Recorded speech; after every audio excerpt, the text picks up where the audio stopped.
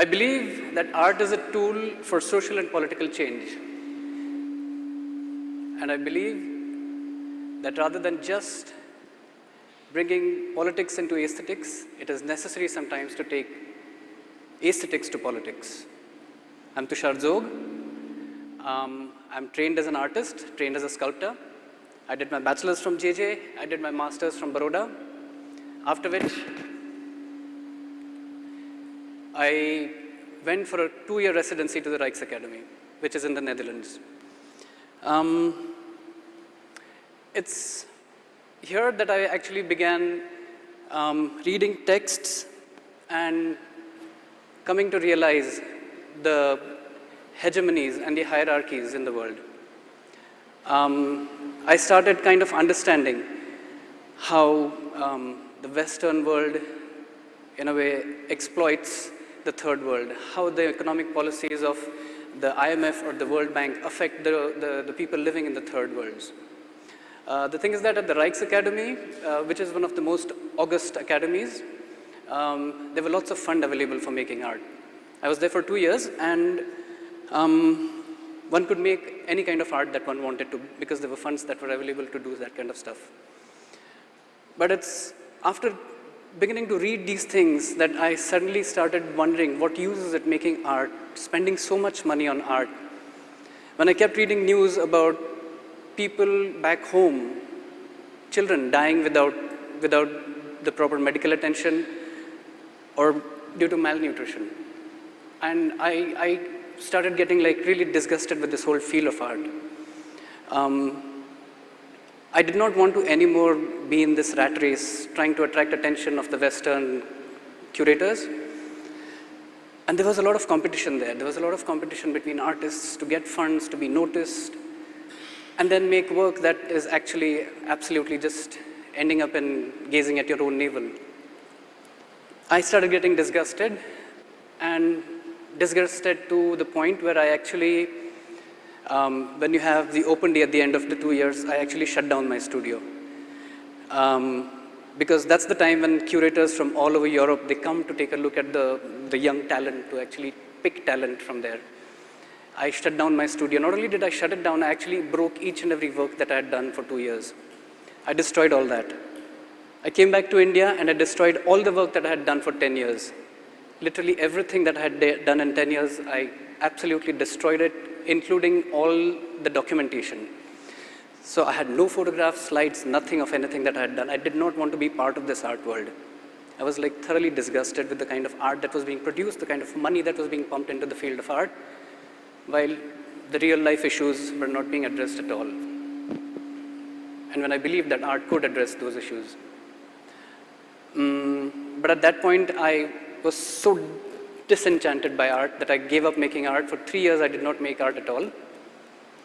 At that point, I, along with Sharmila Samant, the artist and my partner, and some other artists, had started an initiative, an artist initiative called the Open Circle, and through which we started doing things in a different way.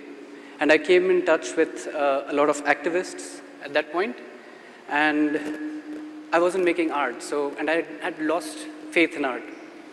So I started attending more and more of protests. I became like an amateur activist.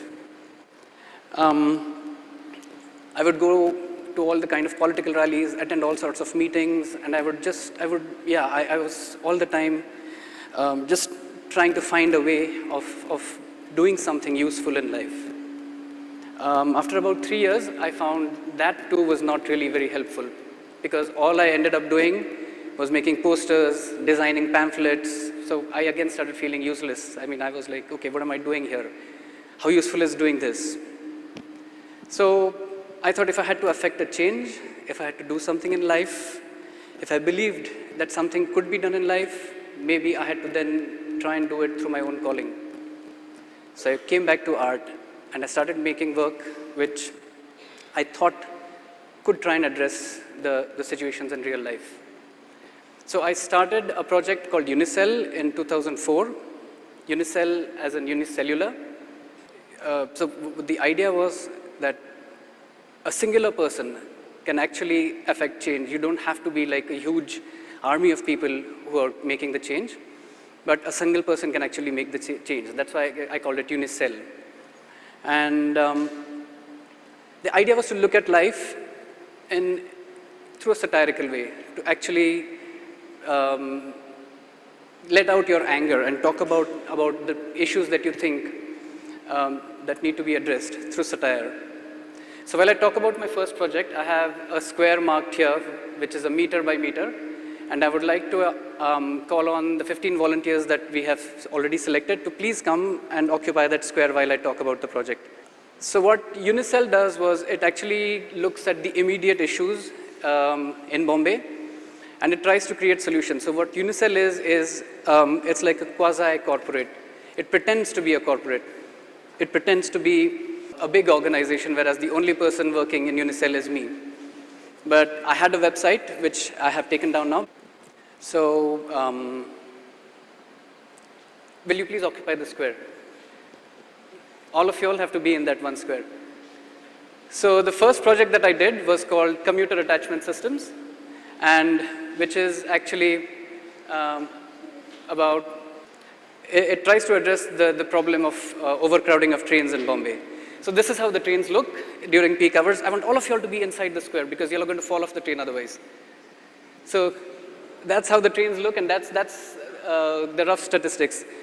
The trains in Bombay carry about 7,585 million people every day, and the rakes carry about 3 times more the capacity. Thank you. Of what the rakes can actually carry. So the crush load per square foot is 1.4 bodies a square foot.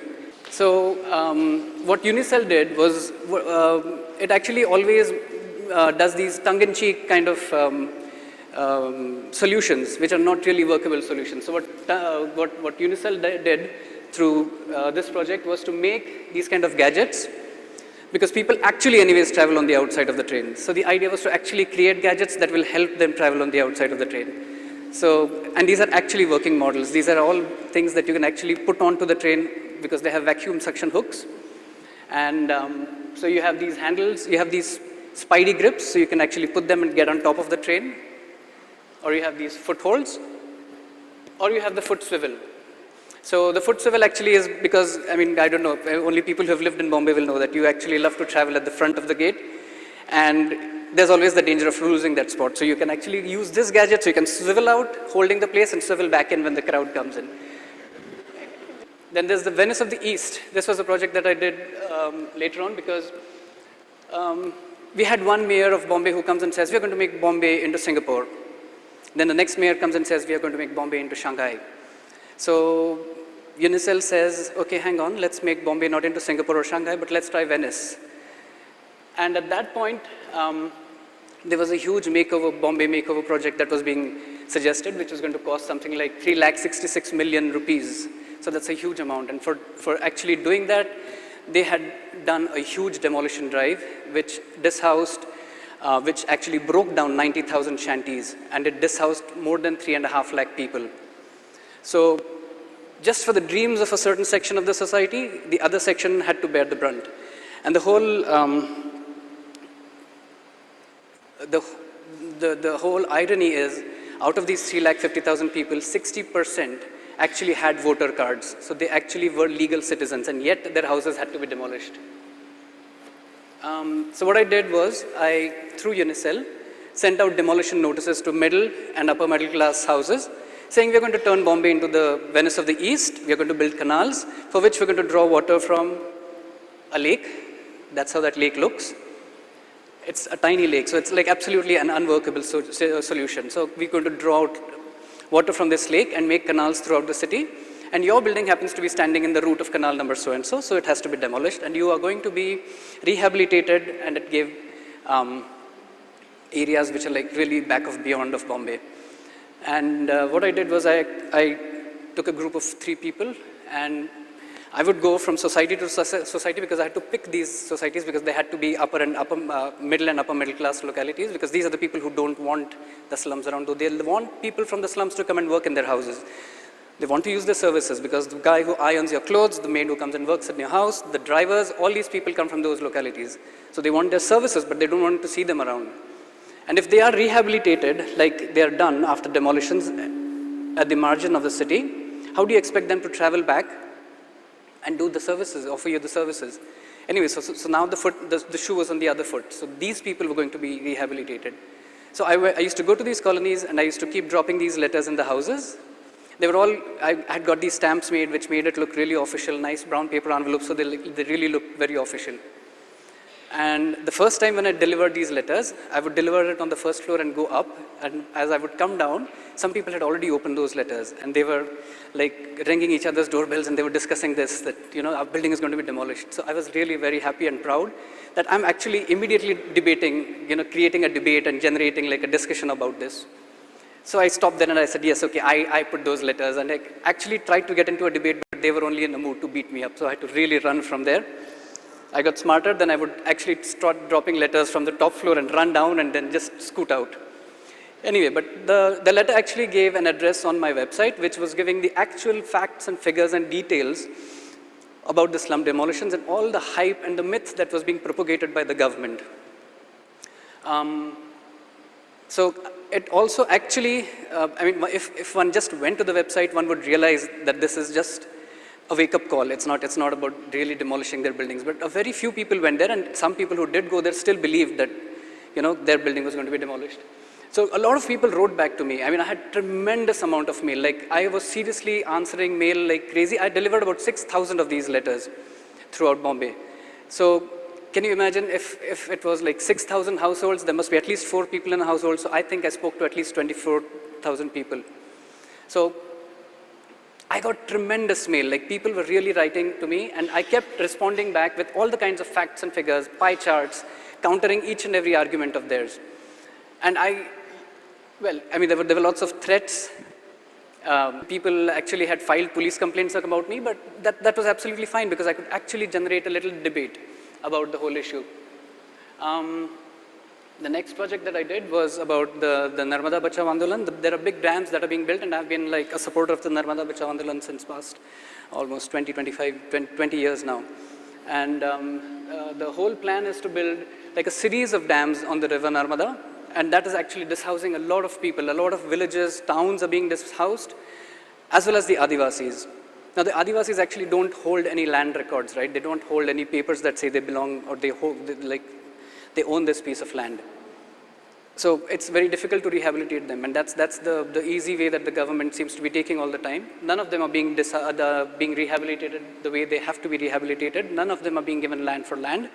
If they are being given land for land, it's one brother's given land in Madhya Pradesh, one brother's given land in Gujarat, because there are 3 affected states, Gujarat, Maharashtra, and Madhya Pradesh.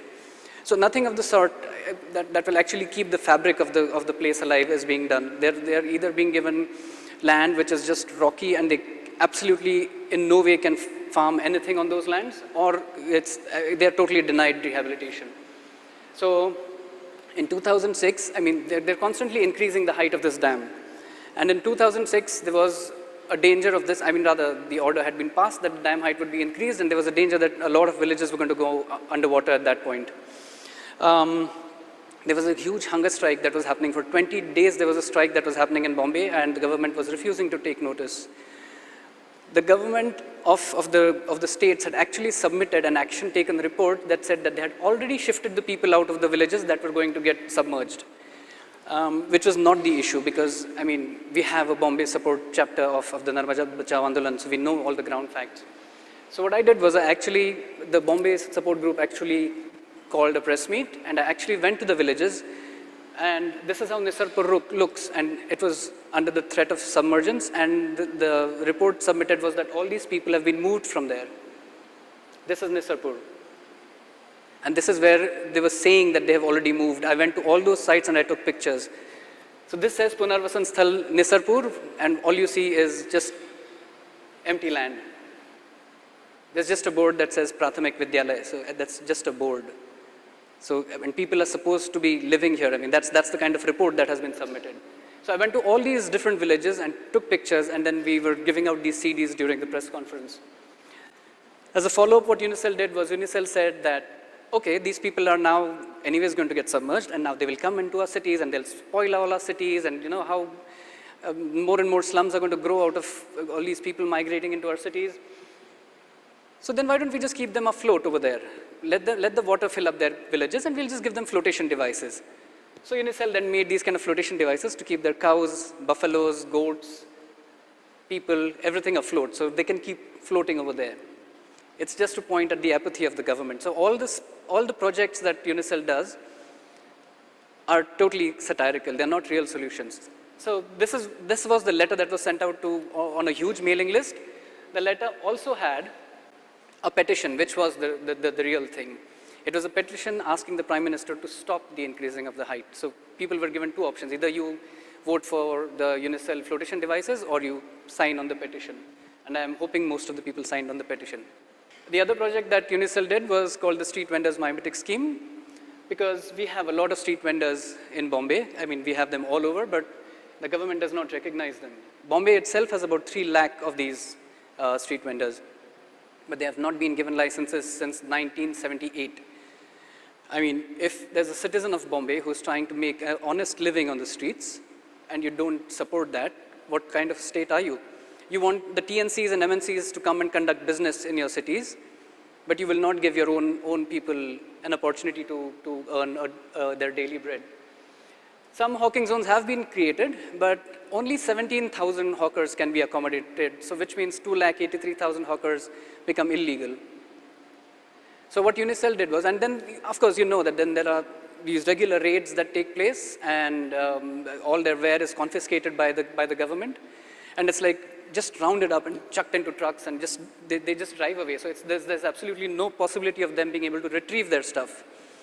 So Unicell then again, I was totally in touch with all the hawkers unions at that time, and I designed, or rather Unicell designed, these kind of vending tables for the hawkers. So one of them would just be a vending table, but in case there was a raid, which was very frequent from the municipality or the police, you could just fold it all up and it would plop, plop, plop, just become a red velvet couch. So you just suddenly have a red velvet couch sitting on the street, and there's no law that says you can't have red velvet couches on streets. Or it would turn into a post box. So these were like absolute actual vending carts, so they all had wheels and they could all actually be used, but they would, just morph into street furniture. Then I also created a superhero, which I'm not going into. Then in 2010, I did a project which was called Riding Rocinante, and I took a motorcycle and made a journey from Bombay all the way to Shanghai. I traveled by route because this was for an exhibition that was about interaction between Indian and Chinese artists and citizens, and I thought if I was to just make work in my studio, and it's just packed in a crate, and it is sent away to China, how the hell and where is the interaction? So I actually took a motorcycle and I traveled through the Narmada Ghati. I was actually trying to look at the disenfranchisement that the mega projects do, so I went through the Narmada Ghati, talking to people and blogging each night along the Ghati. And in China, I went to the Three Gorges Dam, and I was constantly blogging about all the events and all the disenfranchisement that these mega projects bring to the citizens of their land. So, well, that's it. So, thank you.